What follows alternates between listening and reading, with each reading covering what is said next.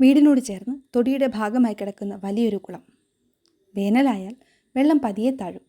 കരകൾ വൃത്തിയാക്കി നിരപ്പാക്കുമ്പോൾ അപ്പോഴാണ് ഈ കുളത്തിൻ്റെ യഥാർത്ഥ വലിപ്പം മനസ്സിലാവുക. പക്ഷേ മഴക്കാലം എത്തിയാൽ കഥ മാറും. വെള്ളം കരയോട് ചേർന്ന് നിറയും. കുളവും തോടും നിറഞ്ഞ് തൊടിക്ക് വീണ്ടും പഴയൊരു ഭംഗി വരും. വരാലും അണ്ടികള്ളിയും സിലോപ്പിയും ഗൗരയും പേരറിയാത്ത എത്രയോ മീനുകൾ ഈ കുളത്തിൽ വന്നു പോയിരിക്കുന്നു. കുളത്തിൻ്റെ ഒരു വശത്തുകൂടി പോകുന്ന ഈ ചെറിയ തോട് ഒരു കാലത്ത് അപ്പുറത്തെ പറമ്പിലെ കുളവുമായി ഇതിനെ ബന്ധിപ്പിച്ചിരുന്ന വഴിയായിരുന്നു.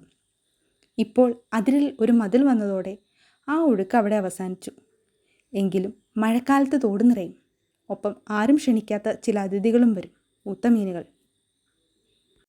ഇടയ്ക്ക് നീർക്കോലിയും ചേരപ്പാമ്പും. അങ്ങനെ വീടിൻ്റെ തൊട്ടടുത്ത് ഞങ്ങളുടേതായ ചെറിയൊരു ജലലോകം.